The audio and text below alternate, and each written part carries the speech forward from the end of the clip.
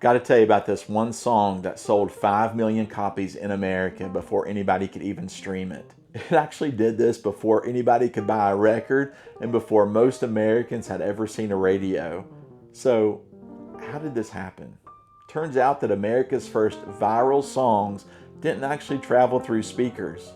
They traveled through living rooms. In our last episode, we visited the Mississippi Delta and we saw how ordinary people in small towns helped shape one of the most influential sounds in history. But that raises another question. How did music spread? And I know it's hard to think about life before the internet, much less life before the radio, but in the 19th century, songs had to travel another way. And for a few generations, there was one piece of furniture that sat right in the middle of this story. It's the piano. By the late 1800s, pianos were showing up all over America, and not just in the big cities, but in small towns, in farmhouses, even in hotels, and in churches. Families would save up for years to be able to purchase their first piano, because this wasn't just a piece of furniture, but it was entertainment. It was where people gathered together. The biggest song in America, it wasn't something that people listened to. It was something they played.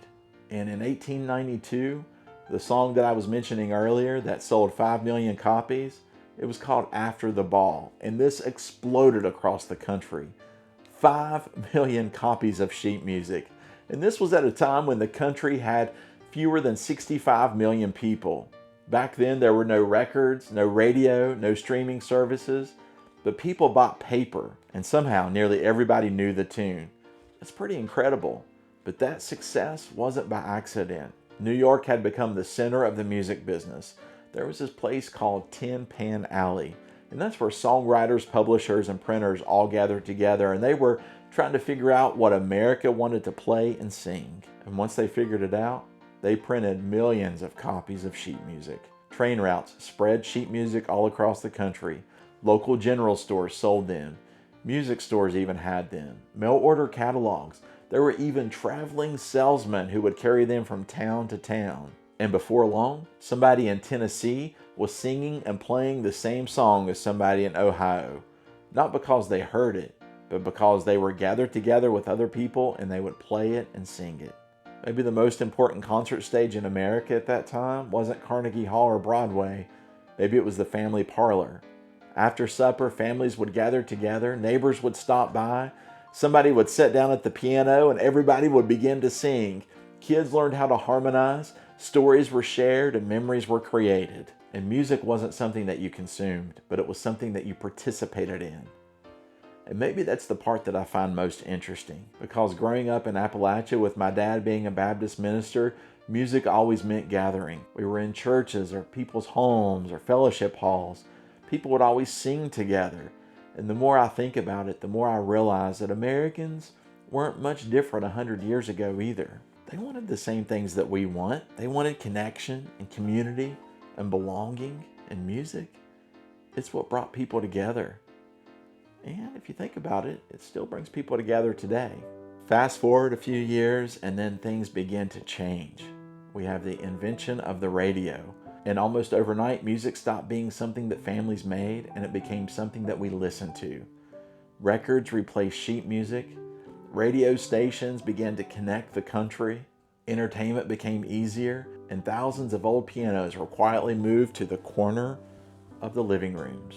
Maybe you've got one in your family. Maybe it's been passed down from generation to generation, and instead of being a centerpiece for entertainment, it's more of a piece of furniture with a lot of memories. Do you still play your piano anymore?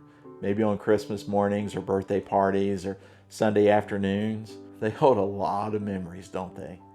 But while the family parlor slowly began to fade, there was something else that didn't. Churches. People still gathered, people still sang together, and maybe nowhere in American history was that tradition stronger than in little country churches.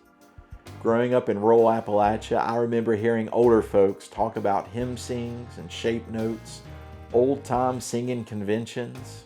Back then, I had no idea that I was hearing echoes of one of America's oldest traditions. And in our next episode, we're going to finish this journey. Not in a concert hall, not in a recording studio, but inside little country churches, camp meetings, and country sanctuaries.